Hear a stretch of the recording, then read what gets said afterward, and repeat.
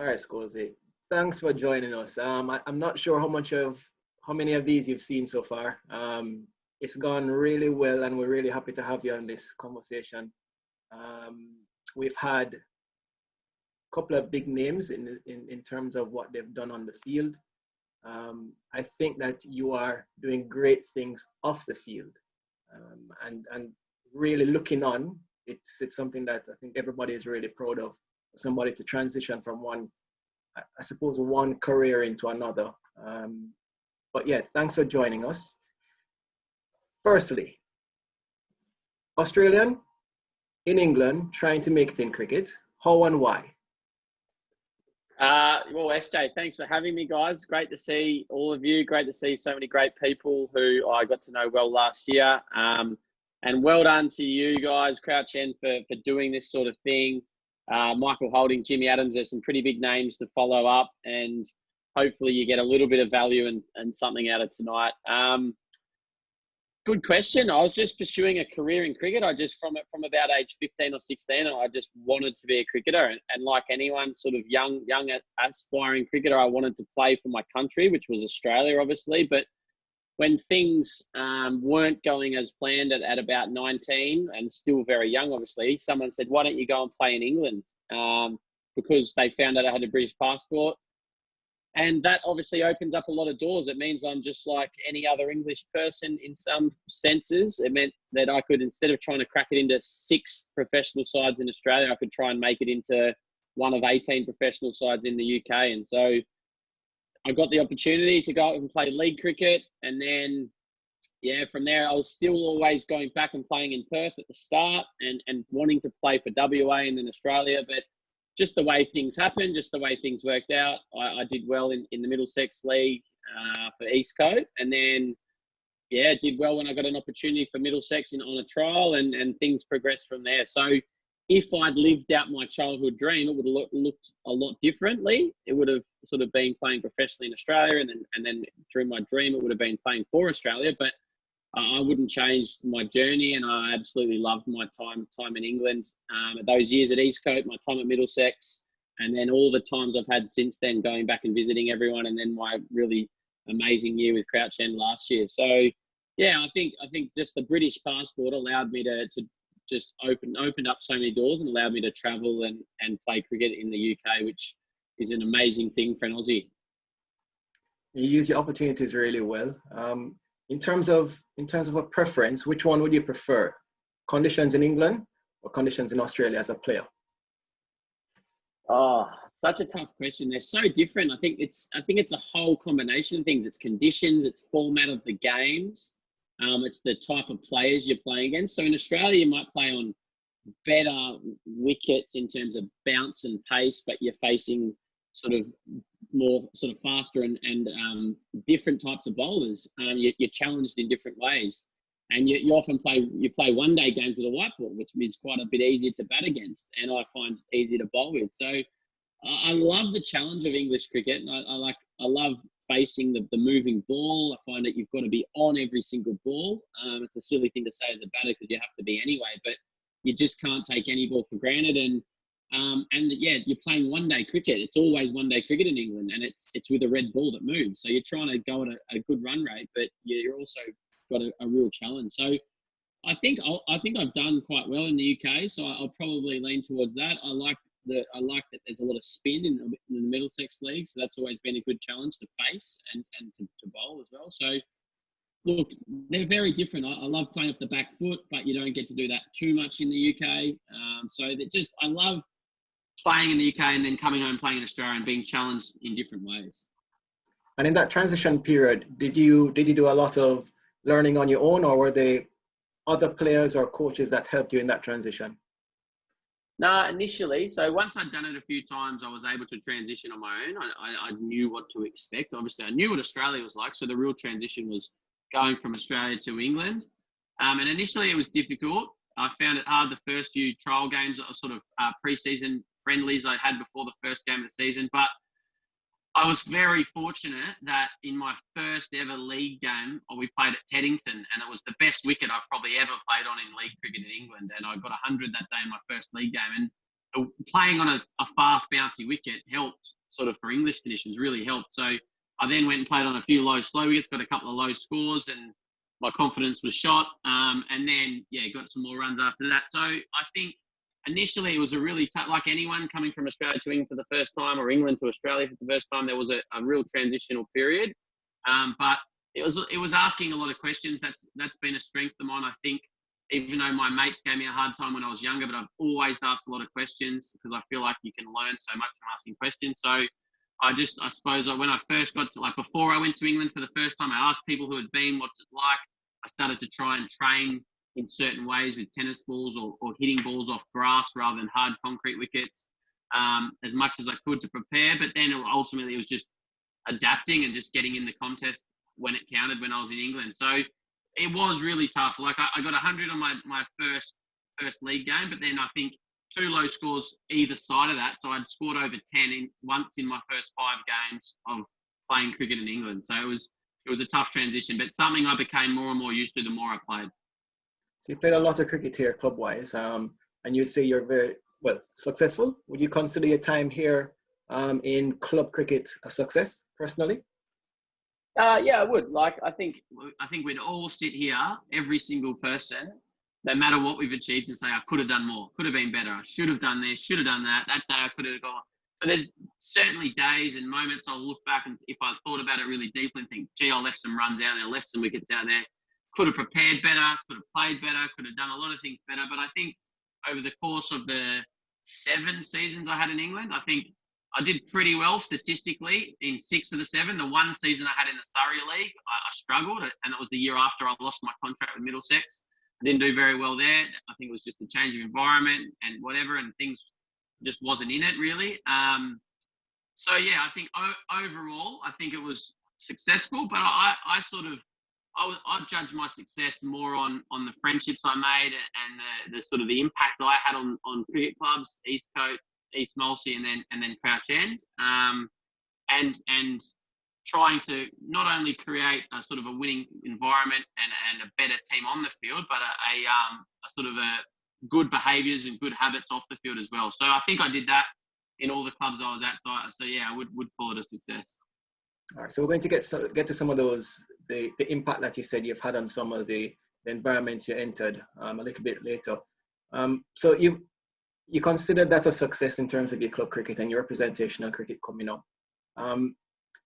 Had a little look at your ESPN Cricket Info stats. There are not many games at the first class or list A level. What happened? Why was the transition so difficult, it seemed? Great question. I think looking back, now that I'm a bit older and I've been away from it for a while and I've had a chance to reflect, I think there was a part of me that was just so glad to be there that I didn't have the determination to be the best in the team or the best at the next level. And so it was almost like when I got there, I relaxed too much and I just thought, I've made it. And I was having such a good time being a professional cricketer that any game was a bonus. And I probably didn't have the deep down belief that I belonged there.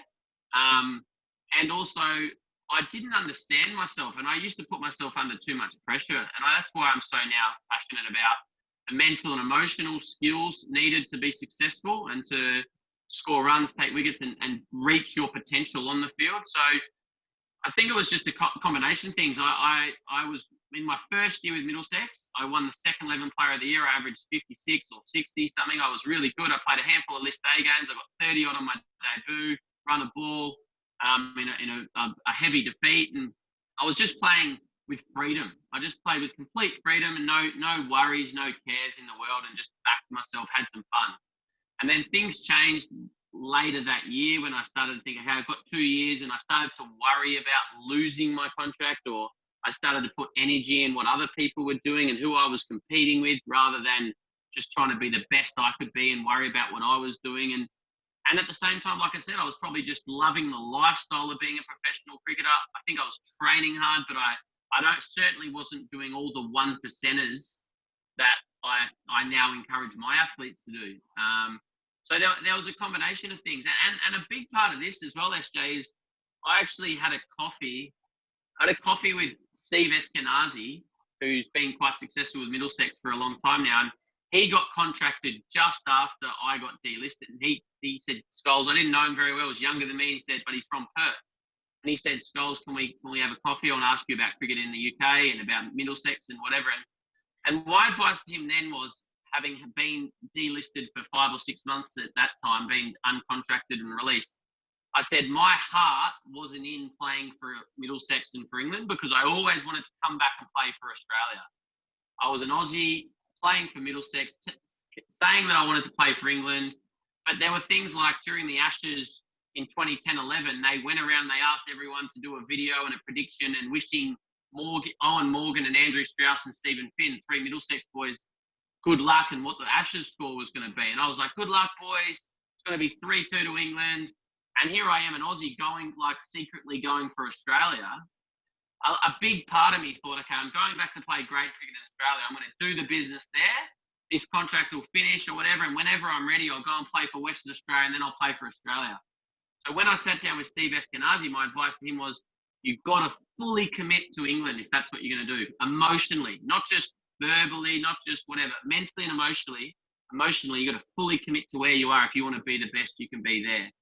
And I don't think I did that. I think there was a part of me that wanted to I was hedging my bets a bit. I was playing grade cricket in Australia and trying to do well over here, and I didn't do well enough. So a combination of all those things, I think, didn't allow me to express myself and play with freedom, because I know on my day, like I scored, 7, 8, 10, second 1100s. I did all right in first team a couple of times out of the limited opportunities I got. I knew that I was good enough on my day, but I didn't know how to get my mind and emotions in the right state to have my day.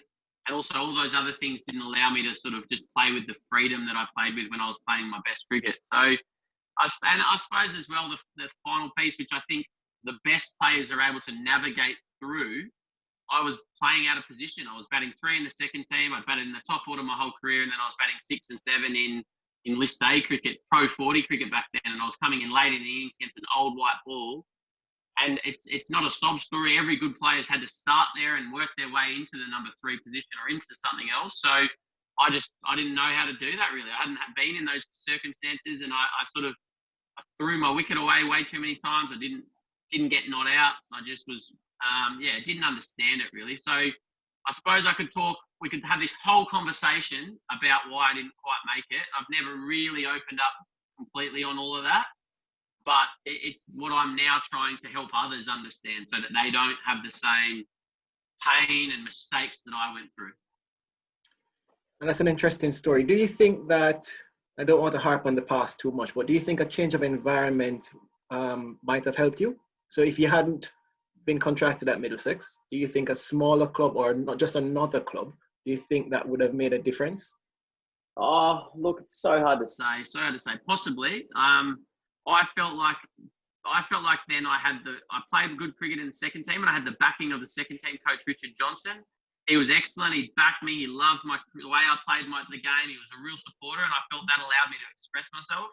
But I felt like he was my big supporter, and he was pushing me to get a contract. But the first team coach didn't know much about me, and he had his sort of guys he liked, and he brought up through the second team when he was second team coach, took them into the first team. Every time I was in the first team, I felt like I was playing for my spot. I was trying to prove myself to everyone, which is normal. It's natural. I know that in those environments. But I definitely felt insecure around the first team coach, and it didn't allow me to express myself. So potentially I could have been different, but again, my emotion was back in Australia. I wanted to be playing for Western Australia. So if I'd been at a smaller club, who knows? But even still, I might have got more opportunities. Middlesex is a big club. It's a lot of good players when I was there. Still a lot of good players. So who knows? I might have had more opportunities, but whether I would have taken them and done well, no idea. It's just, it's speculation really. Can you speculate on this one?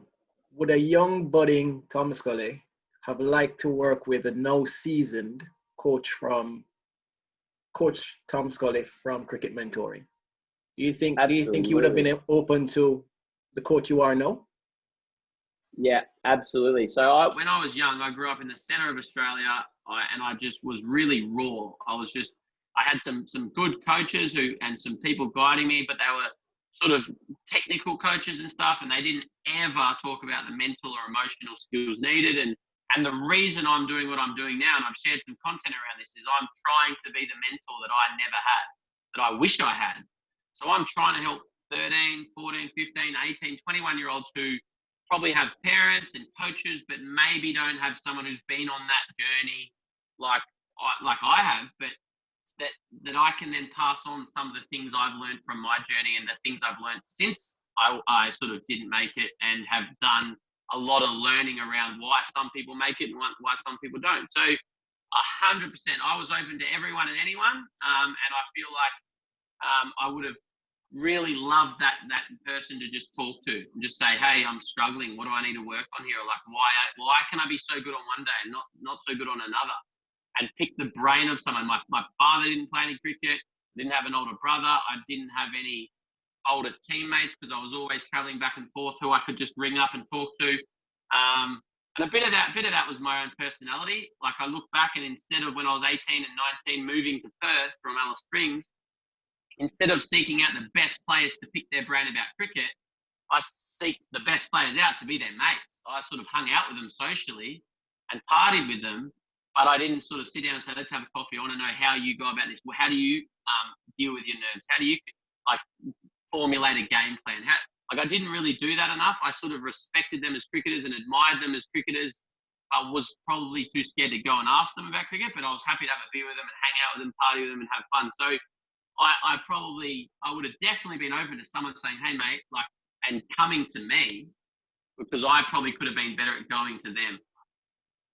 That's interesting, because I don't think that a lot of club players, I'm starting with the club here, I don't think a lot of club players necessarily go and have those conversations that you're speaking about, the conversations around what have you done, what can I do. I think it's very important, and I think it's something back home in Jamaica that club cricket has become a lot weaker, because I think the age of players has become younger.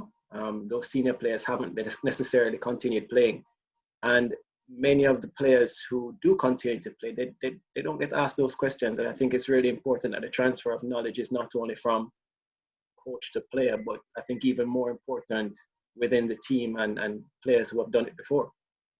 Absolutely.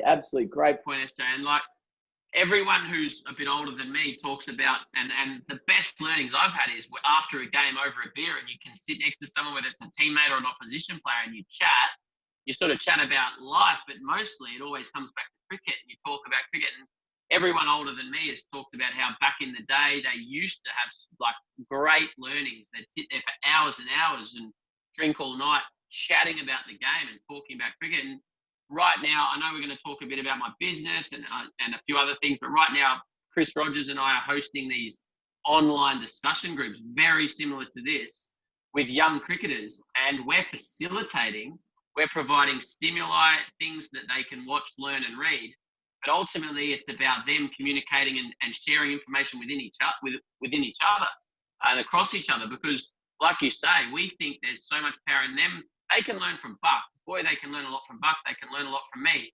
But they can learn just as much or even more from each other and say, oh, if he's trying that, maybe I could try that. Or he's doing that. That makes a lot of sense to me, because there is so much power in learning off your peers, as you say. Did you know you were going to be successful in your business? Well, depends what you define as successful. I don't know if I'm there yet. Look, I back myself. I believe in myself, but we're just at the very beginning, in my opinion. This is like the rest of my life. So, I didn't know where we'd be, but I've always had big goals and big dreams, and I'm trying to execute them. So, I think we've got a long way to go. We're certainly not where I want to be yet. In terms of your following online and social media, it's very impressive. I'm not a big social media user at all. So I look at it and I'm like, I don't know how you've gotten to that. Obviously, there's been a plan towards it. And there's obviously some quality to the content that you put out that people identify with. Do you set yourself in the business, a target, do you say I need to get a certain amount of followers, or do you just worry about ensuring that your content is good and you think that that's what will bring people in? Excellent question. A bit of both. However, the more I do it, whenever I start chasing social numbers, it comes back to bite you in the ass. So ultimately, it comes about quality and quantity and consistency. So what I set myself is a content plan, and I can't control the algorithms. So I'm fortunate that I got in it. I wish I'd started when Instagram started, because I'd have millions of followers now. But I got in. Well, I started publishing a little under 4 years ago, in August 2016, and there was no one really, like no one doing cricket coaching on Instagram. So my content would shine through, and then we got a decent following, and then people saw what we're doing, and then I sort of saw someone copying, and then saw someone else copying, and then now like every cricket coach has an Instagram profile and is trying to add value and talk about similar messages or similar themes, like maybe not exactly the same, but everyone's trying to pass their knowledge on it, and I commend them for that. And I've never been worried about someone copying me. I think that's the biggest form of flattery, as they say, and I know that my unique selling point is me and my story and my understandings and my knowledge. So in the early days, like, but people starting now, like, it's hard to get your footprint on. You're not going to grow as quickly because there's a lot more content. There's a lot more competition. So for the ultimate thing for me is to give value. Like, but even now, like, you look at our profile and you think, 122,000 followers on Instagram.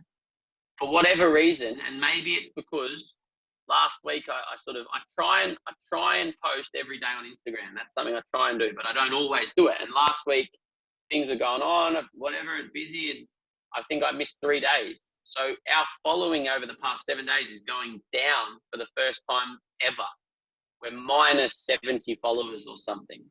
And like in the past, I'd probably stress about that, but now I'm like, I can't control that. We've already got a decent following. I now need to just try and control what I can control, give value. And now it's trying to, from a business point of view, it's trying to monetize our audience, give value to them in other ways rather than just all the free content we publish. So, but it's consistency as well. So many people in those early days, I saw them start and give up because there was no ROI early doors. There was no return on their investment straight away. Whereas I knew that if I was spending an hour a day posting, at some point I'd be able to travel the world and coach, or at some point I'd get an opportunity to do something. And so I was in it for the long term and still am. So I still think we're at the start. But yeah, it's a number of things that sort of, I suppose, adds up to where we've got to. I assume your team has grown in the business as the success has gotten larger. Your business team, is that any different to a team on a cricket field? And if so, how? No, not at all. And I've got 3 guys working sort of part-time, sort of full-time-ish for me. But they are all cricketers as well. So they obviously know the game well. And no difference really. We're all trying to work towards a common goal. We're all trying to be the best we can be. And the biggest thing for us as a team is to communicate. And the biggest thing for me as a leader is to communicate my vision and what I want to do and where we're going and what we're working on. And that's something I'm not always very good at. That's like, I've got a million ideas in my head, and I get, and like my wife Becca gives me a hard time sometimes, or is that I sometimes go off in different directions instead of staying focused on the task at hand, because I can see potential and I get excited by something, and that can be a positive and a negative. So in business, like, I'm sure Omar's the man to speak to about this, but like it's the same thing. It's just all of us working together to try and move towards our goal. Qualifications versus experience. Have you had time to continue your certification in terms of paperwork, or have you parked that for a bit to get the experiences from other practitioners? I think there's definitely a time and a place for qualifications, and I'm not going to say that that's not important. When I finished with Middlesex, and I was lost, like with what I was going to do next. I still wanted to play cricket professionally. Like I did a uni degree. I did a degree, a Bachelor of Accounting, and that was important. However, I look back and think, gee, I wish I just put that time, energy, and money into the business I've now got. However, I'm now being an entrepreneur and I'm a cricket coach, so paperwork's not needed. Like the accounting background helps, but if you want to be a doctor or an accountant, or you want to be something you need a qualification for, obviously you got to do it. You can't be that without the qualification. But from my point of view now, nothing beats experience, and especially like with no disrespect to universities and the academics and the lecturers, like sometimes their content is outdated. Like unless they're actually practitioners of what they're doing, sometimes they teach stuff that was taught 2 years ago and the world's moved on. And like I'm probably speaking out of term here because out of line because I don't go into unis and listen to them, but I know that schooling education system can be slow to adapt and slow to change. So from my point of view, there's nothing beats experience, and it's the same on the cricket field. You can't buy experience. I think an hour in the middle is worth sort of 2 weeks in the nets. You can't buy experience, and the same goes like being a practitioner in a business is going to teach you a lot more than learning about how to write business plans or something.